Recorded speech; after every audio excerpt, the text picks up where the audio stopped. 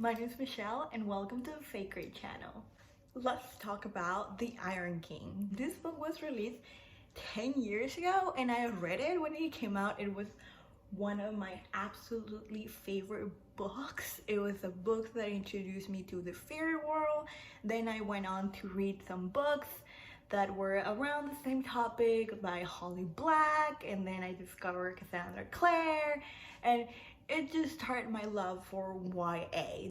This is one of the OG YA books out there and it's so great. If you don't know, it has new covers and I'm so excited because Faecrate is gonna do a hangover kit related to this amazing series so you can get your hands in all types of Iron Fae merch and a plushie that will be soon released. I will post all the details of the box in the description below. Also, make sure to follow Faecrate on Instagram because that's where all the reveals are gonna go for the box. You wanna see the reveal for the plushie coming soon and all the amazing announcements they're gonna have for this box. We're also having a read along. We're done with book 1, but you can still join for book 2, 3, and 4 of the Iron Fae series, and we're having so much fun. I will also leave all the details of the read along in the description below. Now let's talk about this book. So if you don't know what this book is about, it is about Megan, who is just a regular teenager who is preoccupied by normal things like hoping the boy she has a crush on will notice her, or getting her driver's license, and just regular teenager stuff. Till one day her brother Ethan gets kidnapped by fairies. Now she has to go and rescue him with her best friend Robbie, and they go into fairy world and it's not easy to survive there, so it's just her whole adventure. This book is fast-paced, really engaging, and I really love the action and the main characters, and the romance is also good, so definitely give it a chance. So now I'm gonna talk about spoilers. So if you have not read The Iron King, bye-bye. We'll talk about spoilers, okay? Spoilers, this is the last warning, okay? Where to begin? Okay, so let's talk about Megan. She was so funny and so relatable, especially when she met Ash, when she was like, he is super hot, he's so cute. I'm not supposed to like him, he's my enemy, but he's so cute, like so cute. Like he's just very attractive, very attractive. I'm attracted to him, I love him, okay? Like honestly, same. I felt that in my soul because as soon as I see a cute boy, I'm like, cute, he's so attractive. Oh my god, oh my, what? And I stopped, my brain and stopped working. But also I don't know how she didn't see that Puck was in love with her. Like I saw it since he was Robbie. Like it's just, I know they're not supposed to know. Like that's the whole premise of the book, that she's oblivious of Puck's feeling. But like Puck even asked for a kiss. Remember when they were fighting that giant? Were they fighting a giant? Well, he was like, how would a kiss? And I scream at that scene because it was just so cute. I honestly would have kissed Puck. Who would you choose, Ash or Puck? For myself, I feel like I would like Puck better than Ash, but I still like Ash a lot. I love him, but I just love Puck, and how in a way it's just Puck is such a weird character because he's so carefree and like a clown, or like funny, and he doesn't seem to take anything seriously. I think he takes a lot of things seriously, but he doesn't show it. So it's just very hard for Megan to see that he is serious about her, instead of just making a joke of like, how about a kiss, or like, I love you, or things like that. But I feel like Megan should see of all these bigger sacrifices that he is making for her. Like he was turned into a crow in the court And that just broke my heart. And like Megan didn't try to do anything for him. That was just like, why wouldn't you talk to your father to release Puck? Like, why wouldn't you even try to help him? She was just like, okay, so Puck is punished, I guess. Fine. I know she was like worried about other stuff, but like she didn't even try to talk to her father. Which brings me to my second point. I really want to discuss Megan's father or fathers, since she has two. So King Oberon, I really like him. He really defended Megan. In some ways, he was really oblivious when she was in the kitchens and when the queen was doing things to her, but like he did come to her rescue, and I did love the talk they had on her bedroom where he was like, your mother was incredible, and he felt like, I feel like he was really sorry for not growing up with her, and like he's a fairy, so he doesn't understand what it is. Like they love very differently, so I understand. And I feel like he could be a great ally, hopefully. And I also want to know more about her human father, who 100% I think he's alive and he's gonna make a play on this. For the longest time, I had the theory that he was the Iron King somehow, some way, but apparently I was wrong. We'll figure out who he is, hopefully in the second book. Hopefully we'll see him, the human father. Guess we'll see. We have so many things to solve on the second book, and I guess we don't have to solve them all in the second book since we have 4 books. I'm just so excited to continue. Returning to the Megan topic, I really love her character. Again, she's oblivious and naive in some instances, but she's also brave and strong in others. I really like how she was quick on her feet when she was with the goblins, and it's like, well, you cannot eat me because I'm poisoned, so you need 3 things to cook me correctly, and that won her time for her to be rescued. And I also like how strong she was in the kitchens. She didn't complain much that she was like cleaning and doing hard labor. She was making deals a lot. Like she was like, thank you, I will make you a deal, and I'm just like, girl, you know you can get in trouble for this. Why are you making so many deals? I like how she fooled that fairy about like, I'll give you a name. I just didn't say my name, I just said a name. That was smart, but still, like, she had to deal with Grimalkin, she had to deal with Ash, she had to deal with the Oracle and others, and it's just girl, stop giving deals so easily when you know that they may cost such a steep price.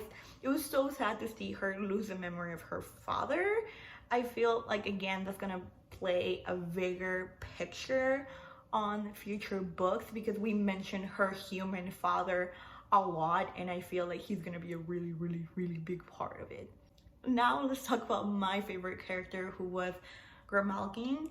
Oh my god, I love that cat. I love him so much. He was so fun, and like he was just iconic, every line he had, and I hope we see a lot of him in the second book and third book and fourth book and forever. I hope we keep him. Grimalkin was always like, I don't care about you, like I just want my deal. Like it's just, that's the only reason when I'm doing things. But he was definitely like doing way more. Like I feel like he considers Megan a friend, or at least he considered her to be like very amusing. I'm really curious to see what the favor is gonna be like, because he has a favor from the king and he has a favor from Megan, and I feel like it's not gonna be a bad thing. I feel like he's gonna help her. But I'm just so excited to see where it goes. That brings me to Puck and Ash. So I already talked about how much I love them and how great they are, but I'm also going to talk about the fight that they have. They hate each other, but they were friends once, but there was this lady who Ash was in love with, and Puck was responsible for her death. I feel like it's gonna come out that Puck maybe was in love with her or like something, but I don't know, like I felt like it was a hard topic to go through because I understand why Ash is so upset about it, and I feel like Puck didn't apologize enough for such a big deal that it is. Like, I mean, like, your actions made someone die kind of thing. Like, it's just, Puck was just like, oh, this was not a big deal, it was just a prank, it was a mistake, but it was not. Like, I feel like hopefully there's more to the story. I still love Puck, but it was just a hard thing to read. The whole world building of this book was really, really great.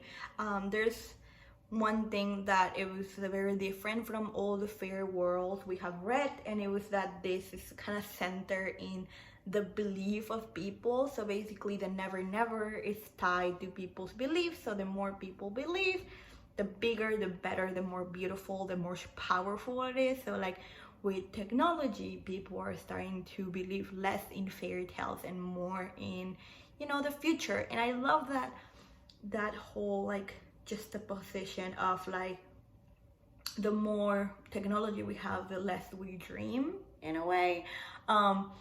I feel like that's gonna be a bigger part of it. I really enjoy that aspect of it, and like how fairies are in a way immortal because they have this belief of people. Like many people know Puck and Queen Titania and Queen Oberon because they are in Midsummer Dream by William Shakespeare, and I love that. I love that the worlds like come together in a way. Like I love how they're not a secret, they're like out there, like in our faces, we just don't see it. But I really love that aspect of it. It was very like Peter Pan vibes. Maybe that's why it's called the Never Never and Peter Pan is called Neverland. Maybe something's out there, I don't know. I really like that aspect of it, and I really like how they included technology in the Iron King. That was a great villain. The Iron King really gave me creepy vibes, and I really want to know if you were tempted by his offering of making Megan queen. Like I was just like, maybe you should accept it and see what's going on and then kill him and just get all your information rather than kill him like super fast. But I love how also Megan was kind of tempted. It was not a fast no, because that just made her more real. Because like, yeah, like if somebody wants to make you queen, you'll be like, maybe, just maybe. I don't know, that maybe it's just me, and that's why I'm in love with Darkling. But yeah, I was definitely not completely tempted. Like I would say no. I was just like pause a little bit more about it. And I love how Megan also paused and was like, maybe. I also wonder who's gonna be the bigger villain in book 2. I honestly don't remember anything from the first time I read these books, and I'm really excited to like reread them like it was the first time. So then Megan defeats the Iron King and she just comes back to the world, which was such a weird contrast because it's like we just went into like an amazing adventure, and to be back into the human world and like be worried about like what bus are we gonna take. And like I love how it was portrayed that Megan was weirded out by saying thank you, because it's such a big taboo in the fair world. Like you don't say thank you because then you're indebted to someone, and it was just weird, that translation. And I love that. Yeah, like I would be completely crazy to be in Fairyland for so long and then come back into the human world like it was nothing. Like I love how Julie really showed that transition. I also love that we see the cheerleader girl again, and she does have a pig nose and now she's nice, so that was a really nice detail into the book. and we see the mother again, who I didn't like at the beginning. I didn't like how she was really distracted and didn't give Megan that much attention. But to see her that she was really worried, I feel like my mom would react way bigger than Megan's mother like reacted. Like Megan was lost for 3 months, I think, and like the mom was just like, Megan, where were you? I love how Ethan comes back, and my poor baby, I feel like he's gonna be traumatized for a pretty long time. But I do love that he still had that confidence in Megan, and he knew that he would be safe with Megan. I love how the mom finally tells her the story about how he met the king and like everything that's really going on. I feel like that talk should happen way before this, but that's okay. And then we get Ash at the door saying that she has to fulfill the deal. And that's how we end book 1. I'm just so excited to be continuing this series. I'm just so hooked. It's just so good. I'm so invested in the romance. I'm so invested in Megan and her adventures into Fair World. I'm excited. Are you excited?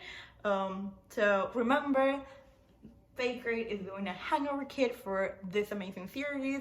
You can still join the read along. All the details in the description below.